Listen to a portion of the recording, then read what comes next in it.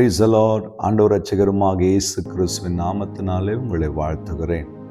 ஒவ்வொரு நாளும் இந்த ஆறுதல் சத்தம் ஊழியத்தின் மூலமாய் கர்த்தர் உங்களோடு பேசுகிறார்களே, அநேகர் அதை எனக்கு தெரிவிக்கிறீங்க. உங்களுக்கு இந்த ஊழியத்தின் மூலமாய் கர்த்தர் அற்புதங்களை செய்வாரானால், கர்த்தர் உங்க கூட பேசுவானாரா, அதை எங்களுக்கு தெரியப்படுத்துங்க. இந்த ஊழியத்தை இன்னும் உற்சாகமாக சேர்த்து எங்களுக்கு உதவியாக இருக்கும்ல.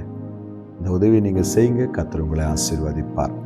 இன்னைக்கு ஒரு வார்த்தை, உபாகமம் 11ஆம் அதிகாரம் 26ஆம் வசனம். இதோ இன்று நான் உங்களுக்கு முன்பாக ஆசீர்வாதத்தையும் சாபத்தையும் வைக்கிறேன். இந்த வார்த்தை கொஞ்சம் வித்தியாசமா இருக்குல்ல.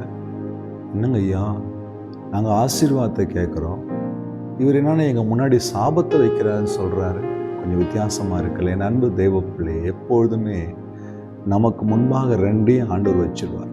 முடிவு நம்ம தான் எடுக்கணும். அல்லேலூயா. இன்றைக்கு அநேகர் எடுக்கிற முடிவு மாறி அந்த முடிவு எடுக்கிறதுனால தான் நஷ்டப்பட்டு தோல்வி அடைந்து கண்ணீரிலும் வேதனையிலும் வாழ்க்கையை தொலைச்சு நிற்கிறத பார்க்கணும். முன்னாடி கர்த்தர் சாபத்தையும் வச்சிருக்காரு, ஆசீர்வாதத்தை வச்சிருக்காரு. இன்னொரு வார்த்தை கூட இருக்கு, ஜீவனையும் வச்சிருக்காரு, மரணத்தையும் வச்சிருக்காரு.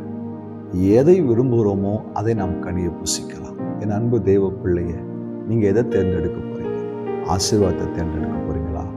அப்போ அந்த ஆசீர்வாதத்தை தேர்ந்தெடுக்கணும்னா அந்த ஆசீர்வாதத்தை பெற்றுக்கொள்வதற்கு பாத்திரவான்களாய் உங்களையும் என்னையும் மாற்றிக்கொள்ளணும். தேவனுக்கு கீழ்ப்படுகிறவர்களாய், அவர் சத்தத்துக்கு செவி கொடுக்கிறவர்களாய், அவருடைய எல்லா காரியங்களிலும் தேவனுக்கு பயந்து வாழும்பொழுது ஆசீர்வாதத்தை சுதந்திரத்துக் கொள்ள முடியும். ஆனால் தேவனுக்கு பிரியமில்லாத ஒரு வாழ்க்கை வாழும்போது நிச்சயமா சாபத்தை தான் சுதந்திரத்துக் கொள்ள முடியும். என் அன்பு தெய்வ பிள்ளையே, ஆனால் ரெண்டும் முன்னாடி இருக்கு. ஏதேன் தோட்டத்தில் எல்லாவற்றையும் படைத்து நன்மை தீமை அறிகிற விருட்சத்தை அங்கதான் வச்சார். எதை தொடக்கூடாதுன்னு கர்த்தர் சொன்னாரோ, ஏவாள் அதை தொட்டது நிமித்தமா அவர்கள் சபிக்கப்பட்டார்கள். என் அன்பு தேவ பிள்ளையே, தொடக்கூடாத நம்ம என்னைக்குமே தொடக்கூடாது, செய்யக்கூடாத என்னைக்குமே செய்யக்கூடாது. தேவ சித்தம் நம்மளை ஆசீர்வதிப்பது தான். ஆனால் முன்னாடி ரெண்டுமே இருக்கும். எதை தேர்ந்தெடுக்க போகிறது நம்ம கையில் இருக்கு. நம்ம ஜெபத்தோடு கூட, ஆண்டவரே, நீர் எனக்கு வைத்திருக்கிற ஆசீர்வாதத்தை சுதந்திரத்துக்குள்ள எங்களை பாத்திரவானாய் மாற்றும், அதற்குரிய தகுதி எங்களுக்கு உண்டாக்கும், நீர் விரும்புகிற வாழ்க்கையை வாழ உதவி செய்யணும்னு ஜெபிச்சிங்கன்னா தேவன் வைத்திருக்கிற ஆசீர்வாதத்தை சுதந்திரத்துக் கொள்ளலாம். என் மனம் போன போக்கில் வாழுவேன், நான் என்ன நினைக்கிறேன்னா அப்படிதான் நடப்பேன், எனக்கு என்ன தோணுதோ அதான் செய்வேன், நான் யாருக்கும் அடிமை இல்லை, நான் யார் சொல்றதையும் கேட்க மாட்டேன்னு வாழ்ந்தோம்னா ரெண்டாவது இருக்கிற காரியத்தான் சுதந்திரத்துக் கொள்ள வேண்டியிருக்கும். இப்போ முடிவு நம்ம கையில். முன்னாடி ஆசீர்வாதம் இருக்கு, சாபமும் இருக்கு. எதை விரும்ப போகிறோம்? ஆசீர்வாதத்தை விரும்புறீங்கன்னா நான் உங்களுக்காக ஜெபிக்க போறேன்.